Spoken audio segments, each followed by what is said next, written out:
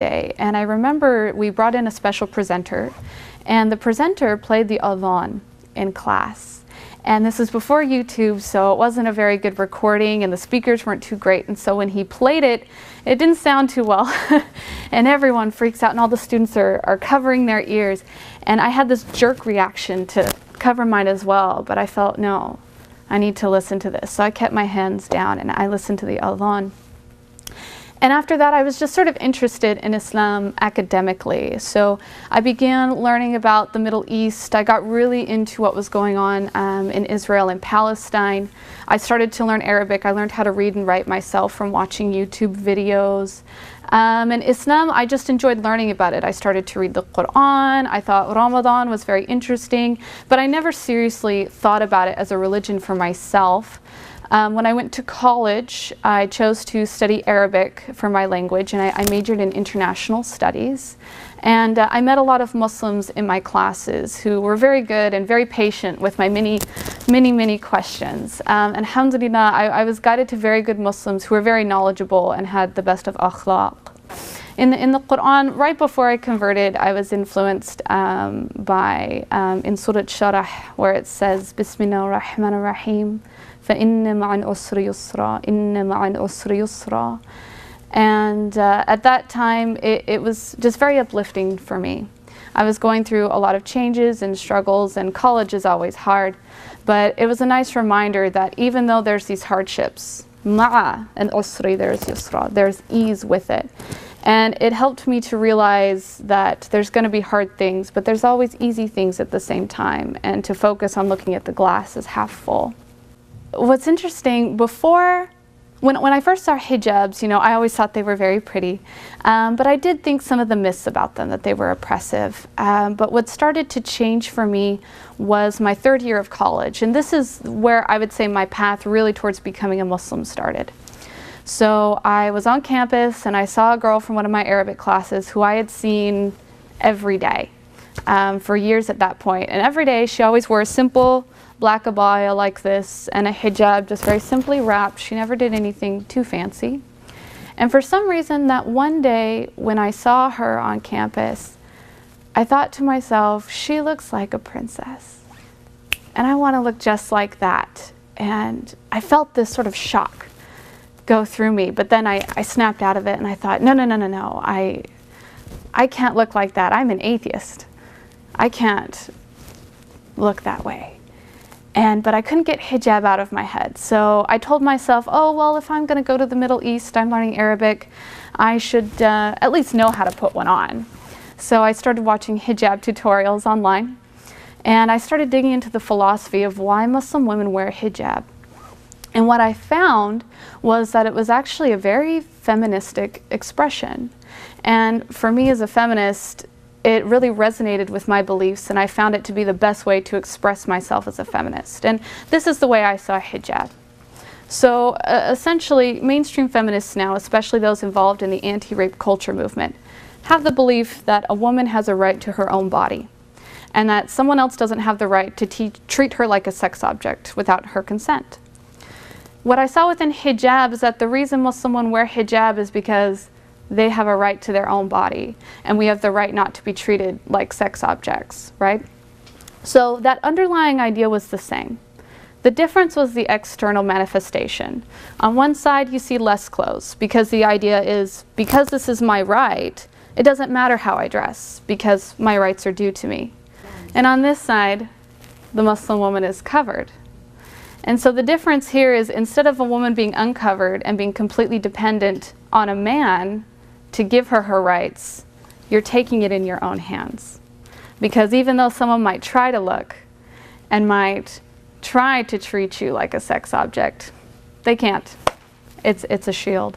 And so I felt like, as a woman who had a right to my own body and didn't want to be looked at inappropriately, didn't want to be treated inappropriately, I just put a hijab on, and I was an atheist feminist.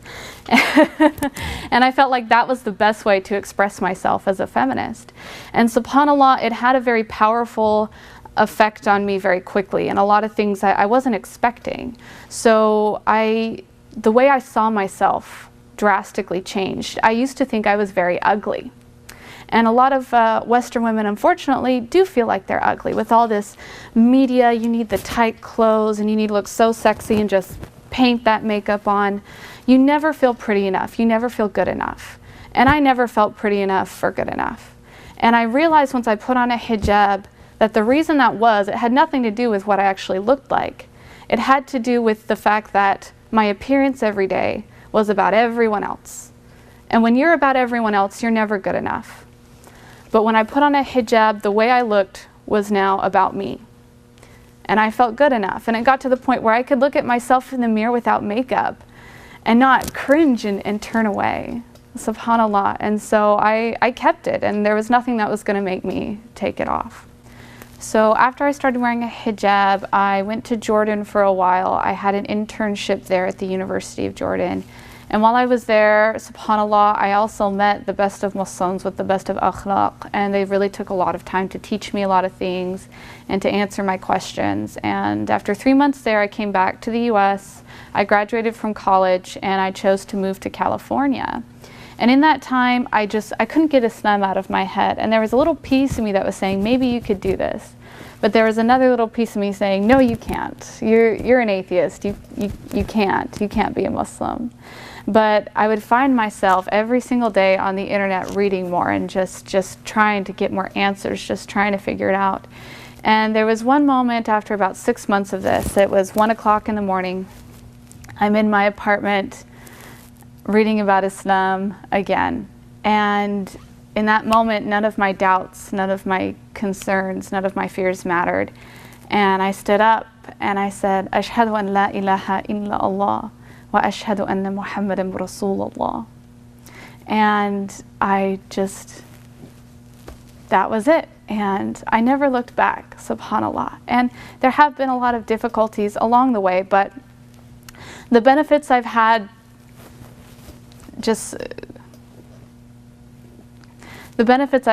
greatly outweigh those difficulties. And alhamdulillah, I was very lucky in that my family was very accepting. My mother has been my greatest champion.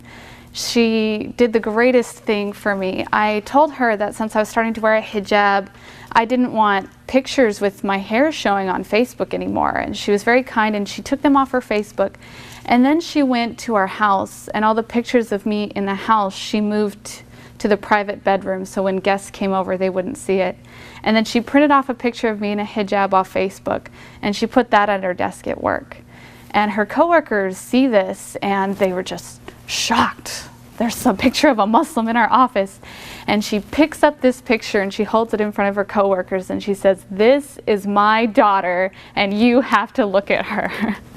And she just every day, she's been a fighter for me and a supporter for me. And she is the reason Jinnah is at the feet of your mother. Alhamdulillah.